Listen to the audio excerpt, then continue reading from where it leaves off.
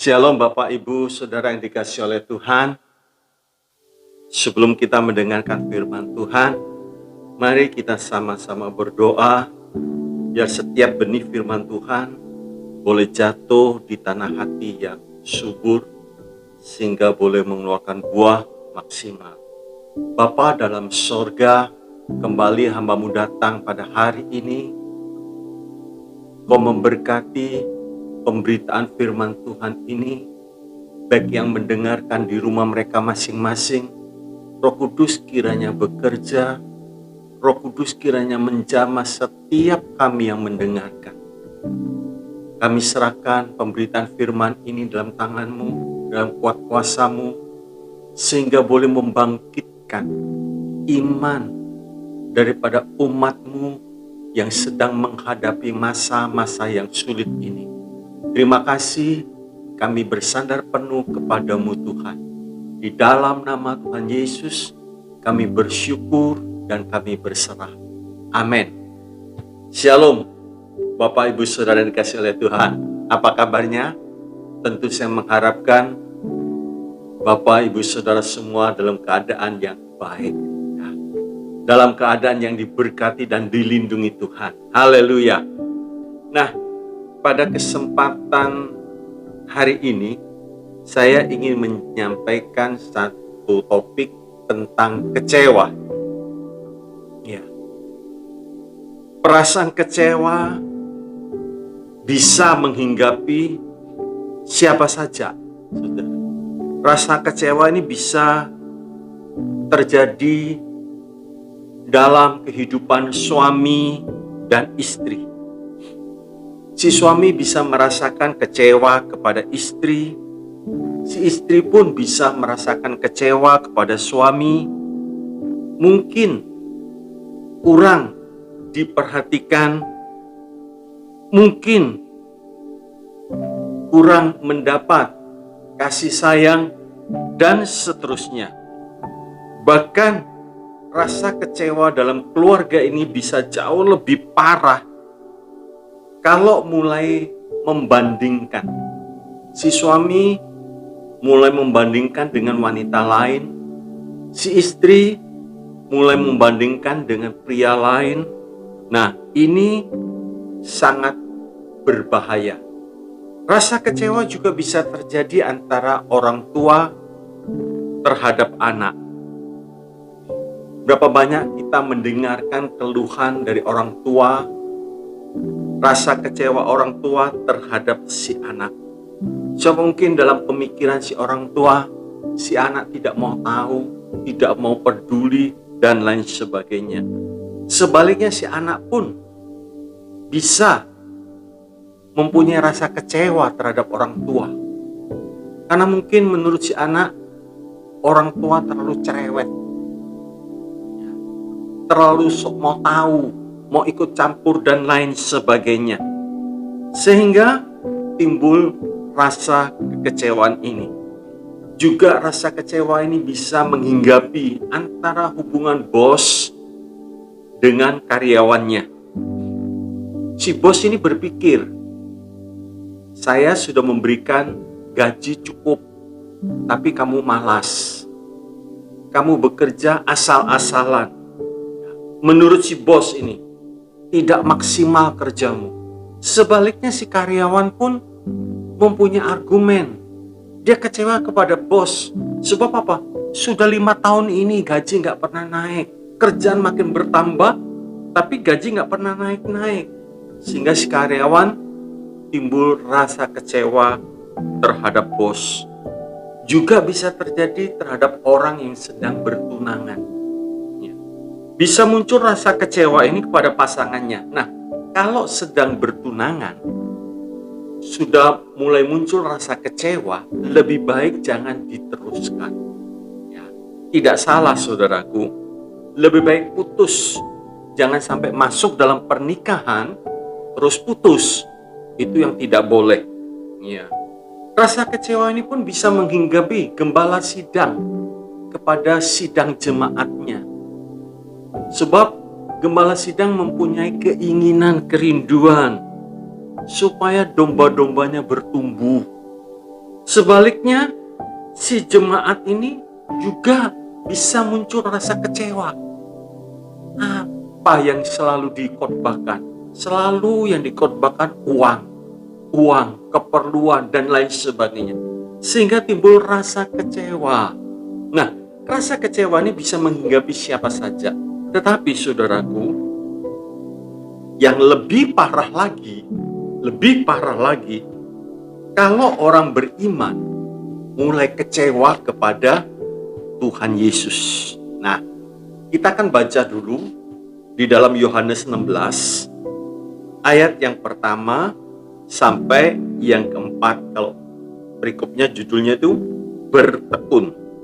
Ayat yang pertama, sesungguhnya ini kukatakan kepadamu, supaya kamu jangan kecewa dan menolak aku, karena kamu akan dikucilkan. Bahkan akan datang saatnya bahwa setiap orang yang membunuh kamu akan menyangka bahwa ia berbuat bakti bagi Allah. Mereka akan berbuat demikian karena mereka tidak mengenal baik Bapa maupun aku. Tetapi semuanya ini kukatakan kepadamu supaya apabila datang saatnya kamu ingat bahwa aku telah mengatakan kepadamu. Haleluya. Hal ini tidak kukatakan kepadamu dari semula, karena selama ini aku masih bersama-sama dengan kamu. Jadi kalau kita melihat di dalam Yohanes 16 ayat 1 sampai 4, itu Tuhan Yesus membicarakan terus terang. Nah, tadi saya bahas tentang orang beriman yang kecewa kepada Tuhannya dengan berbagai macam alasan, saudaraku. Ada banyak alasan mereka. Antara lain mungkin kecewa begini. Tuhan, bukankah saya sudah berdoa? Saya meminta kepada Tuhan. Kenapa Tuhan tidak jawab? Kenapa Tuhan tidak dengarkan? Haleluya.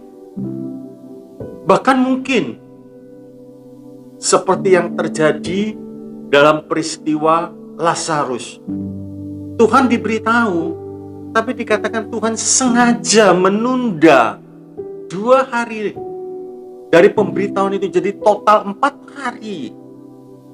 Waktu Tuhan sampai, Marta begitu kecewa. Dan banyak hal. Juga kadang orang beriman itu kecewa kepada Tuhan seperti orang-orang Nazaret saat itu. Coba kita melihat di dalam Matius 13. Matius 13 ayat 55 sampai yang ke-58. Matius 13:55 sampai yang ke-58 demikian. Orang-orang Nazaret saat itu berkata demikian, bukankah ini anak tukang kayu? Bukankah ibunya bernama Maria dan saudara-saudaranya Yakobus, Yusuf, Simon, dan Yudas? Dan bukankah saudara-saudaranya perempuan semuanya ada bersama kita? Jadi dari mana diperolehnya semua itu? Lalu mereka kecewa dan menolak dia. Maka Yesus berkata kepada mereka, seorang nabi dihormati di mana-mana kecuali di tempat asalnya sendiri dan di rumahnya. Dan karena ketidakpercayaan mereka, tidak banyak mujizat diadakannya di situ. Rugi, saudara. Kalau sampai kita kecewa kepada Tuhan, rugi besar. Haleluya. Nah, kita perlu perhatikan ini, saudaraku. Kita tidak bisa menghindari hidup tanpa kecewa.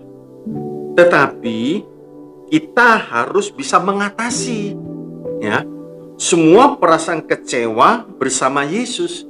Jadi rasa kecewa itu bisa menghinggapi siapa saja. Dan kita tidak bisa menghindari, tapi kita harus mengatasi. Nah, kita bisa mengatasi Sebab kita punya janji, apa yang sedang terjadi dalam kehidupan kita, itu tidak ada satupun yang kebetulan. Ya. Tidak ada satu yang kebetulan, saudara. Mungkin orang itu menyakiti kita, bahkan mungkin orang dekat.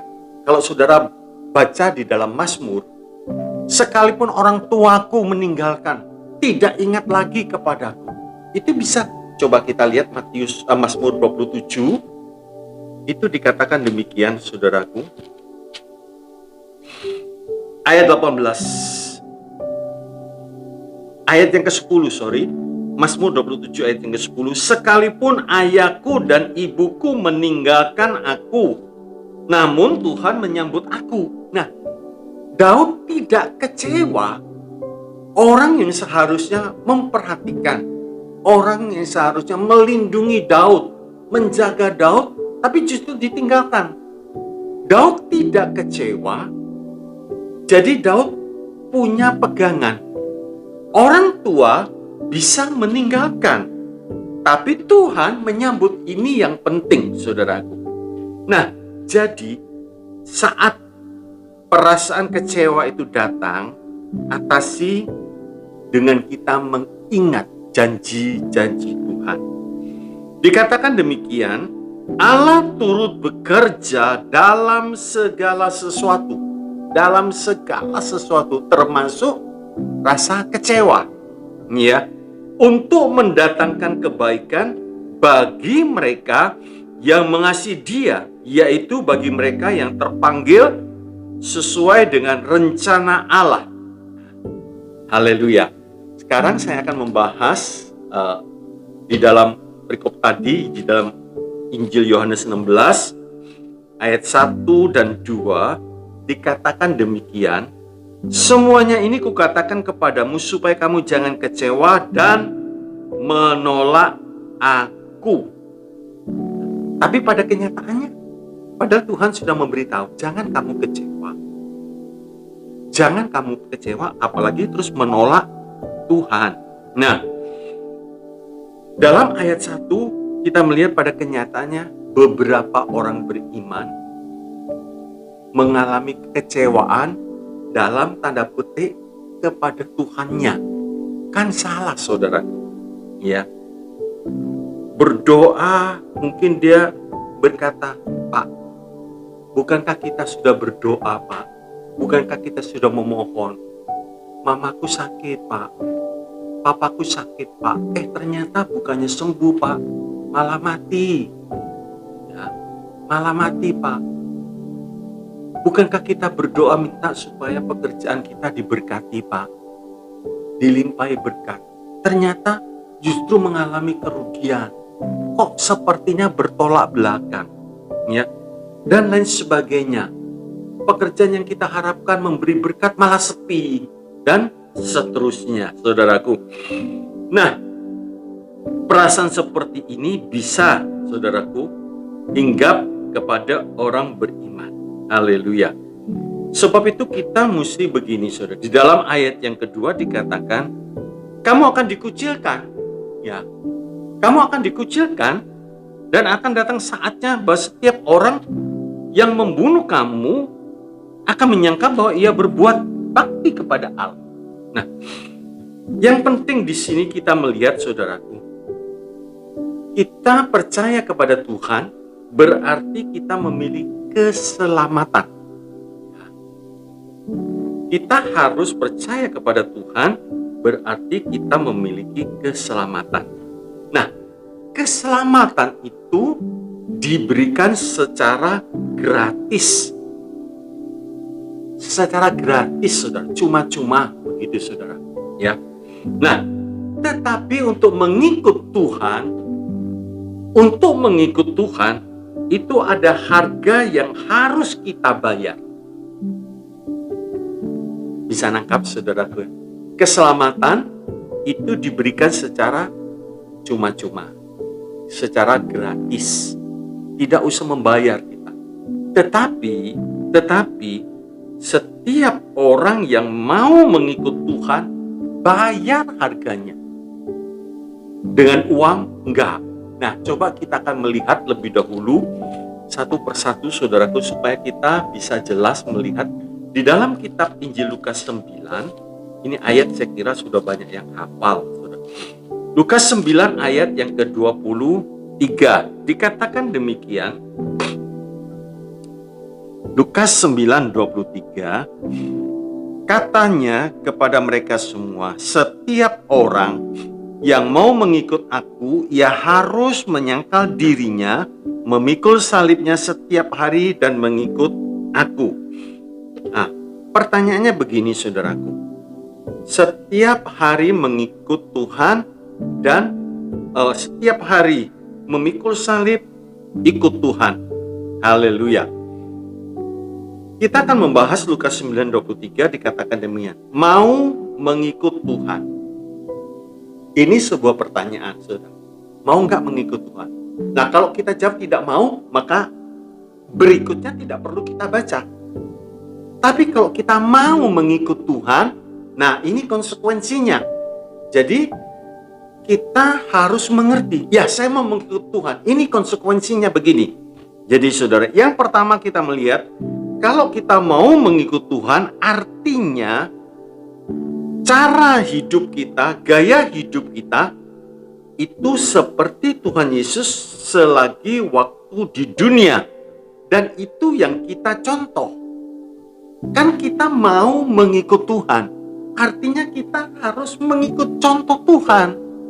Ya, jadi kita melihat beberapa contoh, kita nggak bisa membahas semua, saudaraku. Waktu Tuhan Yesus dihina, ya, apa reaksi Tuhan? Nah, kalau kita juga mengalami perasaan seperti ini, mungkin kita pernah dikecilkan, dihina, terus kita mesti kembali lagi kepada ayat Lukas 9:23, mau mengikut Tuhan. Nah, kalau kita mau mengikut Tuhan, haleluya, siap-siap, saudara. Kita pun akan mengalami hal seperti ini. Waktu Tuhan Yesus menyembuhkan seorang yang bisu, yang kerasukan setan, waktu Tuhan Yesus menyembuhkan, orang Farisi berkata, nanti saudara baca di dalam Matius 9 ayat yang ke-34. Nah, orang yang kerasukan setan itu buta dan tuli, disembuhkan oleh Tuhan. Haleluya. Tapi orang Farisi berkata di dalam Matius 12:24, ini Yesus memakai kuasa Beelzebul, penghulu setan yang mengusir. Apakah Yesus marah? Tidak. Tidak, saudara. Yesus tidak marah saat dihina. Haleluya. Nah, saya lanjutkan berikutnya begini. Kalau kita mau mengikut Yesus, Yesus pernah mengalami rasa lapar. Waktu dia berjalan, dia dekati sebuah pohon ara yang rimbun berdaun. Ternyata tidak ada buahnya, saudara. Ternyata tidak ada buahnya. Dia tidak dapatkan apa-apa. Di dalam Markus 11 ayat 13. Tapi gak bersungut-sungut, saudara. Gak ngomel-ngomel. Haleluya. Gak ngomel-ngomel, saudara. Nah, waktu Yesus mengalami aniaya, waktu Yesus perlu dukungan doa dari muridnya, justru tidur muridnya. Justru tidur. Waktu dia aniaya, waktu disesat, saudaraku. Aduh, mengerikan. Sampai dibawa di atas kayu salib, disalibkan. Tapi tidak ada sedikit pun rasa benci, rasa ingin membalas. Bahkan saat kedua penjahat itu menghujat dia, tapi salah satunya sadar, Yesus ingatlah akan datang. Yesus marah? Tidak. Yesus penuh berkat. Yesus penuh belas kasihan, saudara. Kadang kalau kita menuruti daging, waktu kita mengalami tekanan, waktu kita mengalami aniaya, Mungkin keadaan kita saat itu tidak bisa membalas. Tapi pada waktu saat keadaan kita sedang mapan, sedang naik, saudaraku, terus melihat orang yang pernah menganiaya kita. Kalau daging kita tidak terkendali, kita ingin membalas orang yang pernah menyakiti kita. Nah, jadi kalau kita mau mengikut Yesus, memang dan harus bayar harganya. Bahkan Tuhan memperingatkan begini, hitung baik-baik. Kalau kamu sedang membangun, hitung. Jangan sampai setelah membangun ternyata nggak bisa menyelesaikan. Kita ikut Tuhan, hitung baik-baik, saudara. Hitung baik-baik. Tuhan tidak pernah bertanya, kamu bisa nggak ikut aku? Enggak. Mau enggak? Kalau kita mau, Tuhan memberikan kekuatan. Mari kita lihat di dalam Lukas 14, ya. Lukas 14 ayat 25 sampai 33. Saudara perhatikan peristiwa ini. Pada suatu kali banyak orang berduyun-duyun mengikut Yesus. Dalam perjalanannya sambil berpaling ia berkata kepada mereka. Jadi Tuhan berbicara kepada orang banyak yang sedang mengikuti Tuhan. Dikatakan demikian, jikalau seorang datang kepadaku dan ia sebentar saudara. Jikalau seorang datang kepadaku dan ia tidak membenci bapaknya, ibunya, istrinya, anak-anaknya, saudara-saudaranya laki-laki atau perempuan, bahkan nyawa sendiri, ia tidak dapat menjadi muridku. Barang siapa tidak memikul salibnya dan mengikut aku, ia tidak dapat menjadi muridku.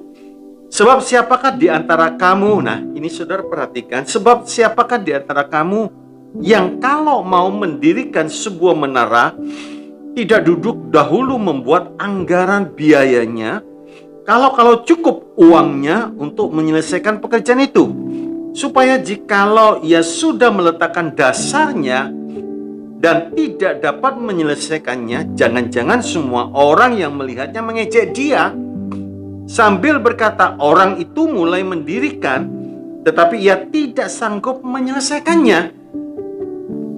Atau raja manakah yang kalau mau pergi berperang melawan raja lain tidak duduk dahulu untuk mempertimbangkan apakah dengan 10.000 orang ia sanggup menghadapi lawan yang mendatanginya dengan 20.000 orang. Jikalau tidak, ia akan mengirim utusan selama musuh itu masih jauh untuk menanyakan syarat-syarat perdamaian. Demikian pula tiap-tiap orang di antara kamu yang tidak melepaskan dirinya dari segala miliknya tidak dapat menjadi muridku. Haleluya, haleluya. Nah, jadi Tuhan memberitahu, hitung dulu. Kalau kita sudah berkata, iya, saya mau mengikut Tuhan, apapun yang terjadi. Sebab itu Rasul Paulus sadar, ngerti betul saudara. Waktu mengalami aniaya kesucian, keluar satu pernyataan dari mulut Paulus, tidak ada yang dapat memisahkan aku dari kasih Kristus. Kadang-kadang saudara, hanya perkara sepele, mungkin, ya tidak tahu, mungkin waktu kita datang dulu sebelum kena COVID-19 ini saudaraku, dulu mungkin kita datang di gereja Asyir. Waktu kita mengulurkan tangan, ternyata Asyir itu persis sedang berbicara kepada yang lain, sehingga hanya tangannya yang terulur, tapi wajahnya melihat yang lain. Sudah tersinggung, saudara.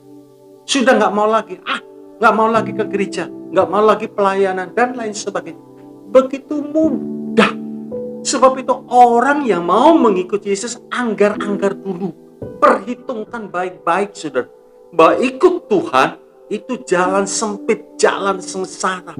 Tapi justru itu kesukaan yang sebenarnya. Justru itu kebahagiaan yang sebenarnya saudara.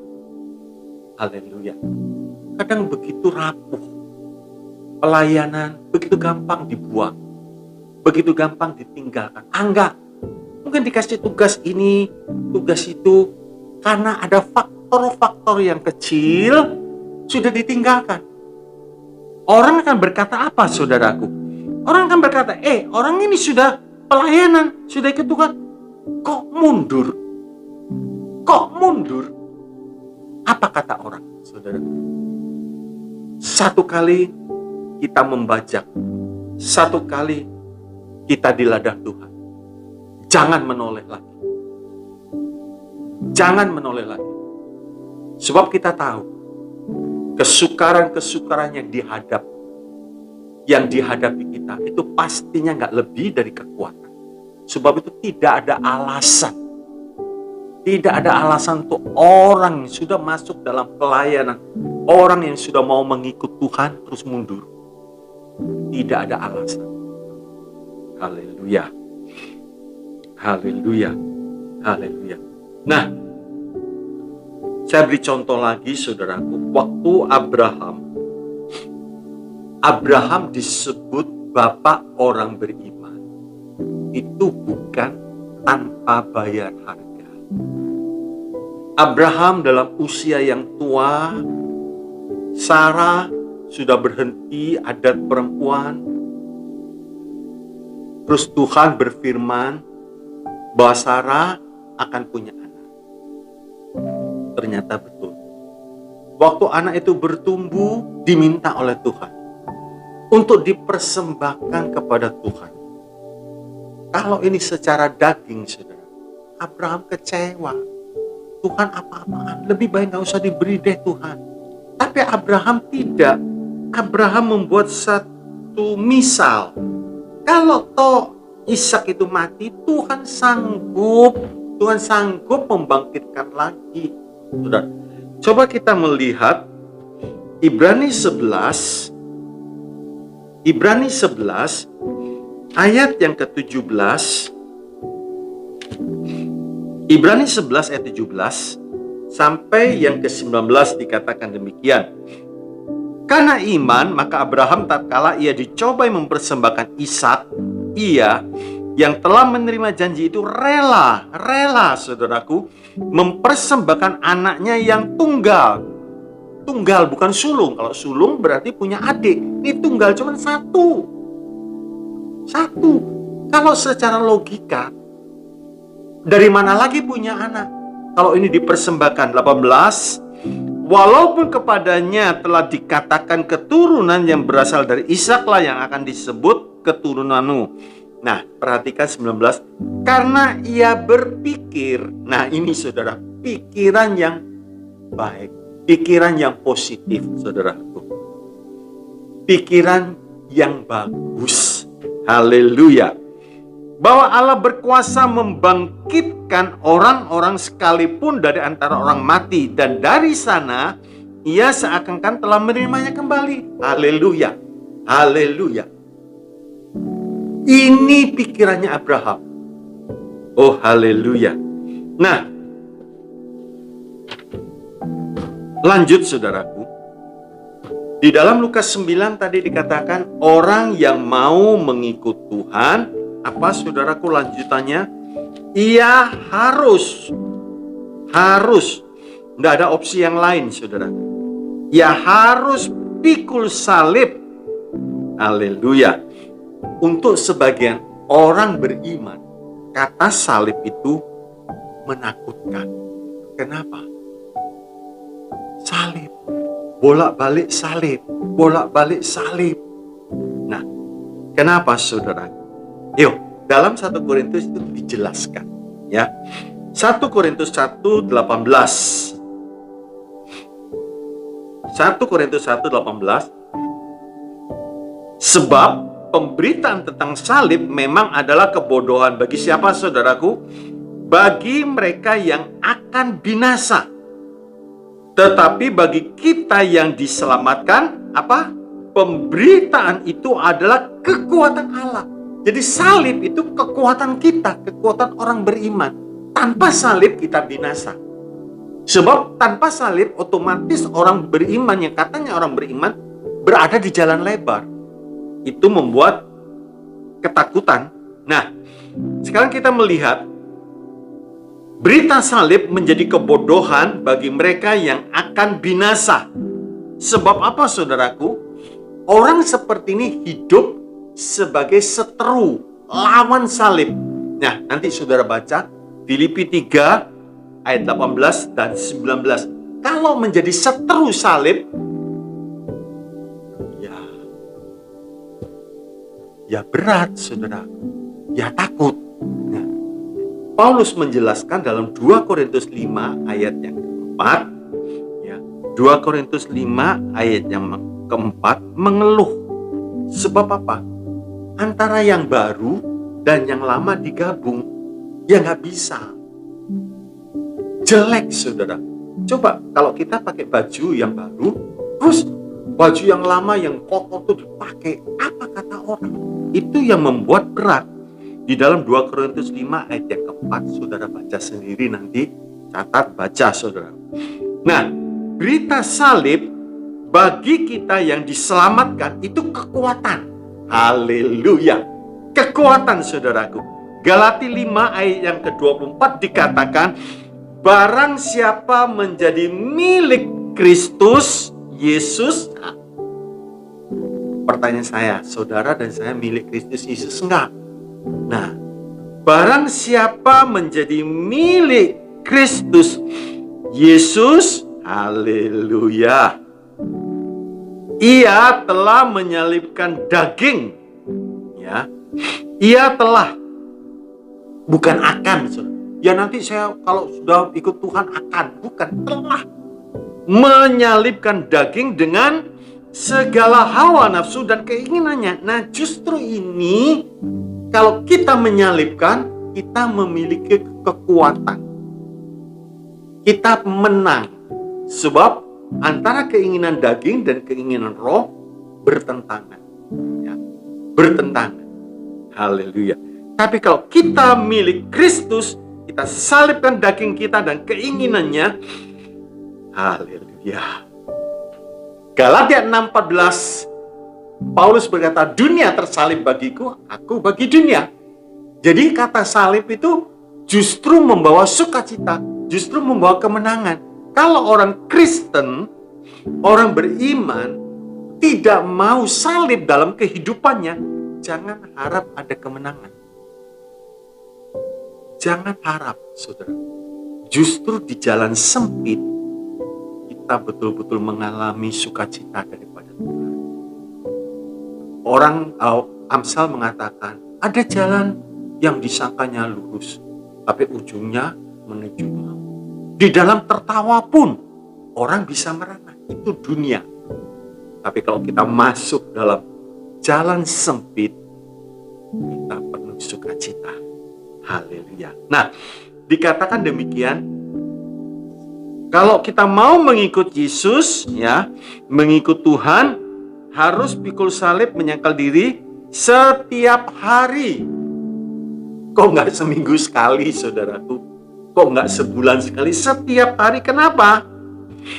Kenapa, saudara? Sebab, nah, musuh kita itu setan. Dia selalu mencari kesempatan.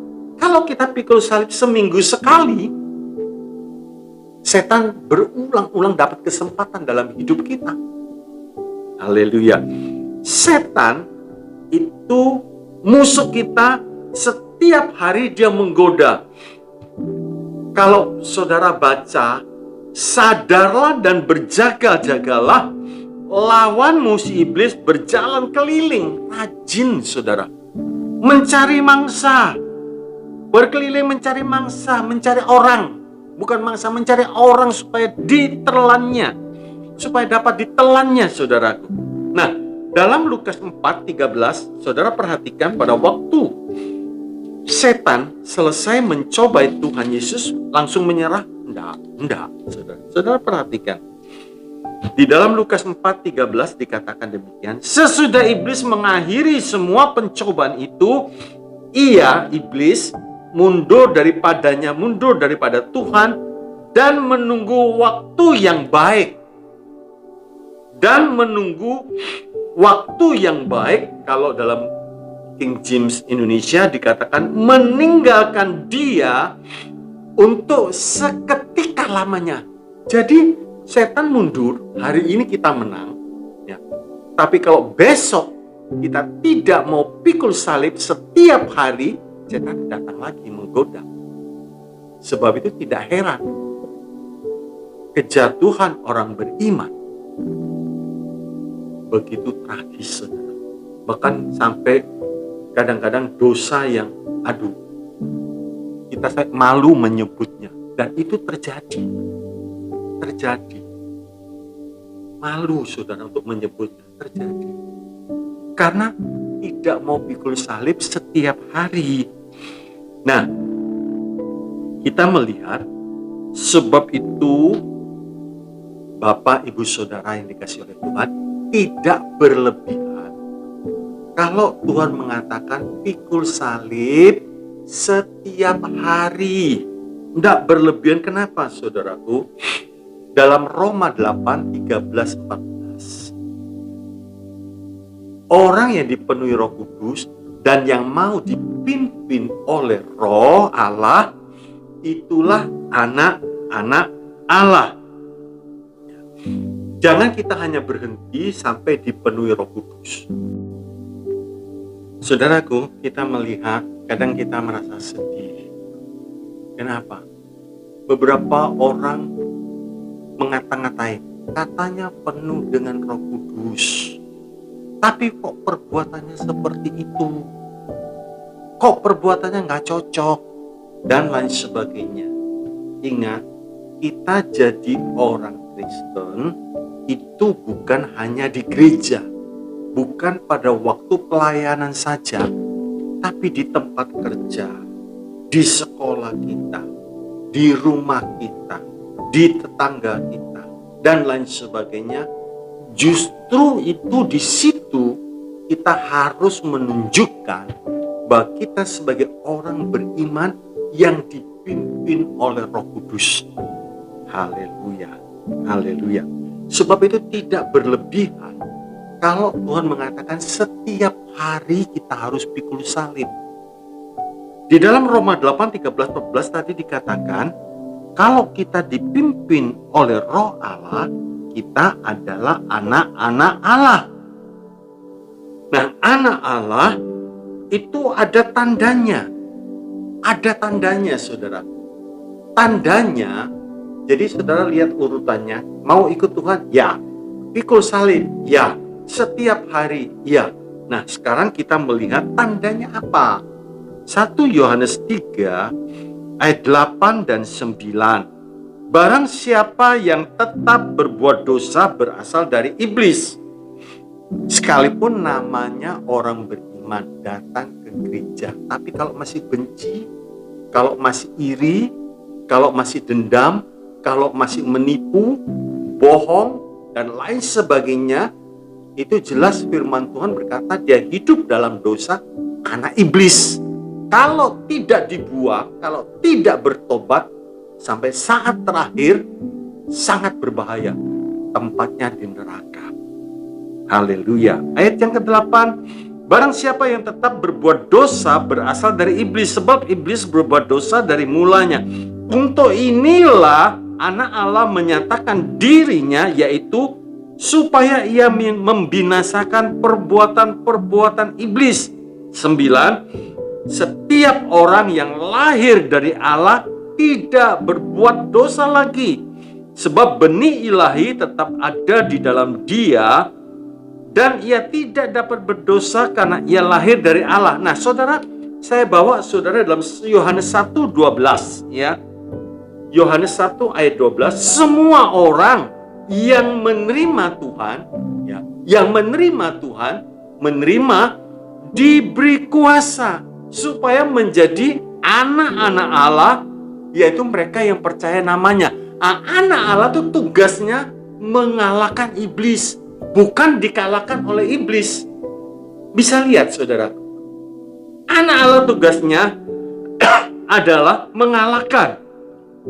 Sebab kita punya benih ilahi dalam hidup kita. Haleluya, haleluya. Nah, sekarang saya akan kembali lagi kepada Kekecewaan. Saudara perhatikan baik-baik ya. Kekecewaan bukanlah sebuah keadaan. Kekecewaan bukanlah sebuah keadaan. Tetapi kekecewaan adalah reaksi atau tanggapan kita terhadap sebuah keadaan. Lagi saya bacakan. Kekecewaan bukanlah sebuah keadaan, tetapi kekecewaan adalah reaksi atau tanggapan kita terhadap sebuah keadaan. Saya beri contoh supaya gamblang ini. Waktu Yusuf difitnah oleh istri Potifar, keadaan atau sikon seperti ini bisa saja membuat Yusuf kecewa sebab dia tidak melakukan tapi dituduh. Nah, sikon seperti ini bisa membuat Yusuf menjadi kecewa. Tetapi Yusuf tidak mau dikuasai oleh perasaan kecewa. Nggak mau, saudara.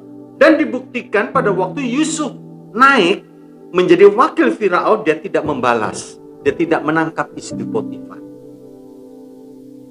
Bisa ngerti, saudara ya? Haleluya. Nah, Yusuf bisa melihat, dan sebab itu sebelum Yusuf mati di dalam Kejadian 50 dikatakan kepada saudara-saudaranya, engkau mereka-rekakan yang jahat, tapi Tuhan mereka-rekakan yang baik. Haleluya. Sebab itu berlakulah Roma 8 ayat yang ke-28. Haleluya. Allah turut bekerja dalam segala sesuatu. Termasuk di sini pada waktu kita difitnah, pada waktu kita dikata-katai, pada waktu kita macam-macam dilakukan yang tidak baik, saudaraku. Allah turut bekerja untuk mendatangkan kebaikan bagi siapa? Bagi mereka yang mengasihi Tuhan. Jadi dasarnya itu kita mengasihi Tuhan. Haleluya. Nah, yaitu bagi mereka yang terpanggil sesuai dengan rencana Allah. Nah, kalau kita bicara tentang kekecewaan, biasanya ini terjadi ya, seseorang merasa kecewa itu terjadi kalau orang tersebut merasa dirinya benar. Sehingga pada waktu diperlakukan ini dan itu, dia kecewa. Bukankah saya sudah benar? Bukankah saya sudah melakukan hal yang baik? Kenapa ini terus terjadi? Begitu, saudaraku. Ya. Jadi, kalau kita bicara tentang kekecewaan, biasanya terjadi kalau orang itu merasa dirinya sudah benar. Tetapi perlu diingat, yang menilai kita benar atau salah bukan manusia, tapi Tuhan. Nah, jadi tunggulah Tuhan yang akan menyelesaikan bagi kita. Dan kita jangan sampai masuk dalam area kekecewaan ini, saudaraku.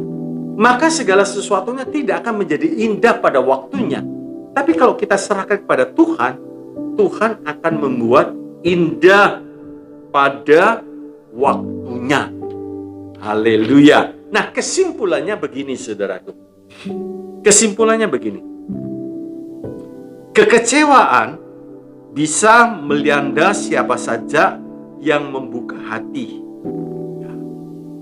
Tadi saya katakan, kekecewaan bukanlah sebuah keadaan, tetapi kekecewaan adalah reaksi atau tanggapan kita terhadap sebuah keadaan. Berarti begini, bisa melanda siapa saja, termasuk bisa melanda pendeta, orang-orang rohani, para pelayan Tuhan, bisa dilanda rasa kecewa ini, saudaraku. Kalau dia tidak bisa menguasai keadaannya. Haleluya. Baik mungkin orang itu bodoh, orang itu pintar, orang itu miskin, orang itu kaya, bisa dilanda rasa kecewa ini. Nah, bukan salah orang lain, saudaraku, tapi salahnya sendiri. Kenapa dia memberi tempat kepada rasa kecewa? Ya, kenapa? Sebab itu buat, saudara. Kalau tidak, begini, Tuhan kan memberikan perumpamaan begini. Ada seorang penabur benih. Yang pertama jatuh, Waduh, di tanah jalanan, di tepi jalan. Berbatu, semak duri. Terus yang terakhir, jatuh di tanah yang subur. Tanah yang subur itu tidak memberi tempat kepada rasa kecewa. Tidak memberi tempat. Sehingga benih itu bertumbuh dengan subur, berbuah dengan lebat. Ada yang 30, ada yang 60, ada yang 100 kali ganda. Nah, saya harapkan dan saya sangat mengharapkan jangan sampai kita simpan rasa kekecewaan sehingga pada waktu kita membaca firman, mendengarkan firman Tuhan tidak bisa bertumbuh. Karena jatuh di tempat-tempat seperti ini, tepi jalan, tanah berbatu, semak duri, nggak mungkin. Bisa jatuh di tanah yang subur, nggak mungkin. Yang kedua, bukan karena keadaan seorang kecewa, tetapi reaksi orang itu dalam menghadapi keadaan. Nah, dan pikiran-pikirannya menyimpulkan segala peristiwa. Jadi, kenapa? Nah, begini saudara, saya ingat waktu Yohanes Pembaptis dimasukkan di dalam penjara. Terus dia pikir, kalau memang Yesus itu penuh mujizat, dia Mesias. Sebab itu sampai Yohanes Pembaptis kirim utusan, engkaukah Mesias yang kami tunggu? Kenapa? Yohanes tapi tidak memberikan tempat rasa kecewa, saudara. Yohanes bisa kecewa. Tuhan, kenapa sih?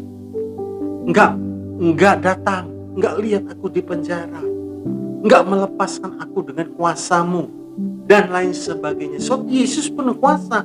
Pada waktu Yesus mau ditangkap, Yesus tanya, siapa yang kamu cari?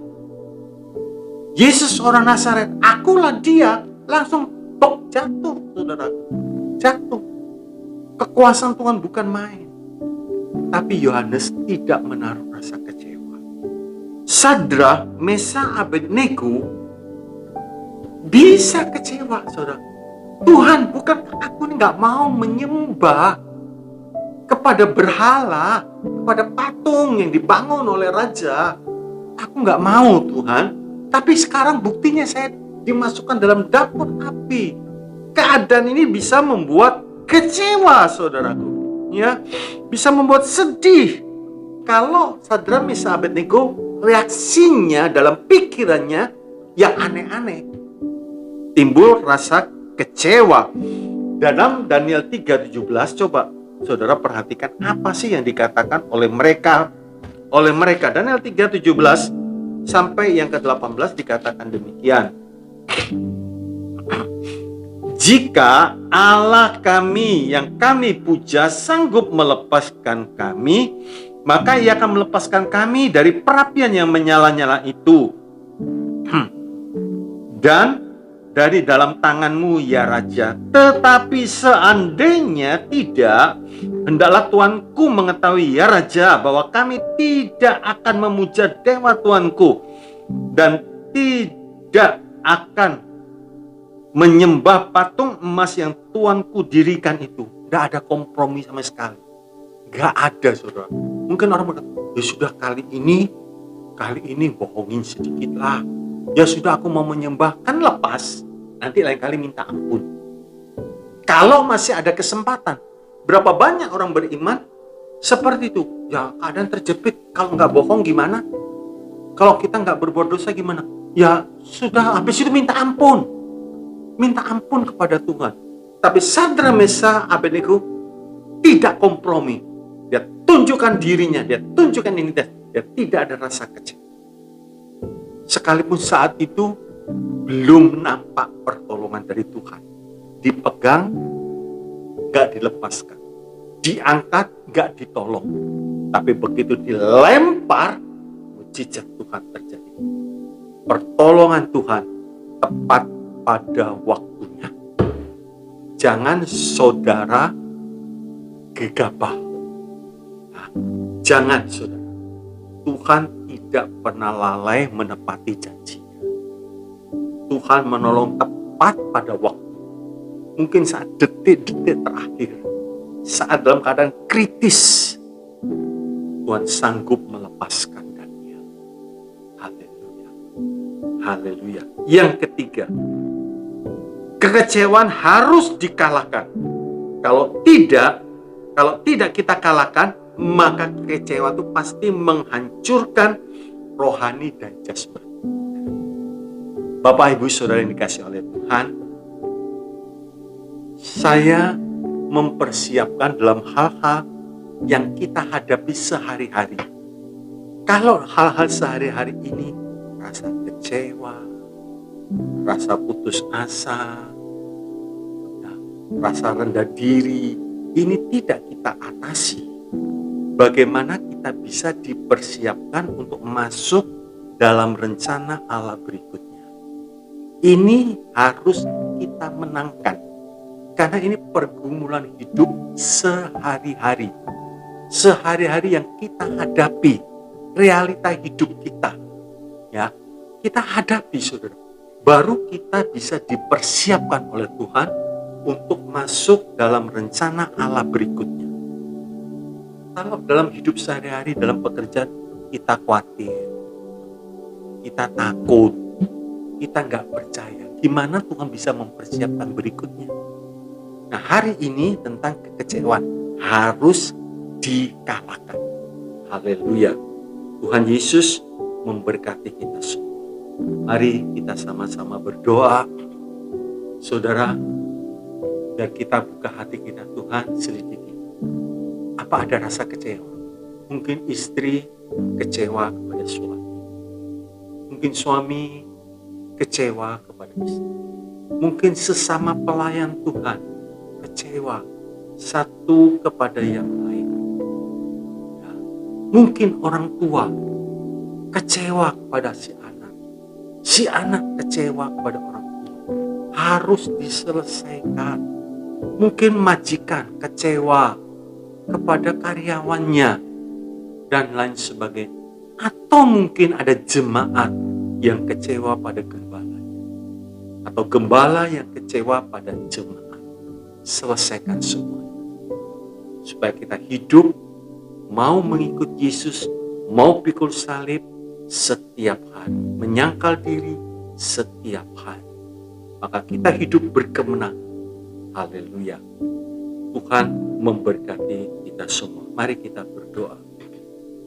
Bapa dalam sorga, terima kasih Tuhan Yesus. Kembali Engkau menasihati kami tentang rasa kecewa. Sebab rasa kecewa ini bisa muncul kepada siapapun. Kalau kita tidak hati-hati, maka rasa kecewa menguasai kehidupan kita, sehingga kehidupan jasmani dan rohani menjadi rusak. Roh Kudus tolong. Roh Kudus tolong. Sehingga menyadarkan kami semua pada hari ini. Kami mau membuang rasa kecewa. Kami tidak mau dikuasai oleh keadaan seperti ini. Tapi kami mau menguasai keadaan. Kami tidak izinkan rasa kecewa itu ada dalam kehidupan kami. Sebab benih-benih firman-Mu akan bantut, akan layu, dan tidak akan bertumbuh. Justru benih firman-Mu itu yang menjadi kekuatan buat kami. Itu yang menumbuhkan iman bagi kami. Seperti Abraham berkata, Tuhan sanggup membangkitkan orang yang sudah mati. Sebab itu Abraham tidak kecewa saat anak tunggal diminta oleh Tuhan. Bapak yang baik, apapun yang saat ini sedang terjadi, mungkin pekerjaan kami sedang mengalami kelesuan. Tuhan, kami tidak mau kecewa, karena kami tahu pemeliharaan-Mu lebih hebat, lebih dahsyat Tuhan. Kalau Tuhan berkata burung di udara dijaga, dipelihara, terlebih kami sebagai anak-anak. Sebab itu pada hari ini kami yakin dan percaya, kami tetap berharap, kami tetap bersandar kepada Tuhan, sekalipun doa-doa kami belum sebelum Tuhan jawab, kami tidak mau kecewa. Kami tetap berharap kepada Tuhan. Terima kasih dalam nama Tuhan Yesus. Tuhan memberkati pendengar firman Tuhan pada hari ini. Hamba memohonkan berkat. Kiranya kasih dari Allah Bapa, damai, sejahtera, sukacita, dan anugerah dari Tuhan kita Yesus Kristus, kuat kuasa di dalam persekutuan Allah Roh Kudus, limpah dengan karunia-karunia roh dan buah roh menyertai hidup kami semua. Mulai hari ini, sekalipun masa ini masa yang sulit, tapi kami tahu kami akan keluar sebagai pemenang, bahkan lebih daripada pemenang. Dalam nama Tuhan Yesus, berkat ini diberikan. Haleluya. Semua yang percaya katakan amin.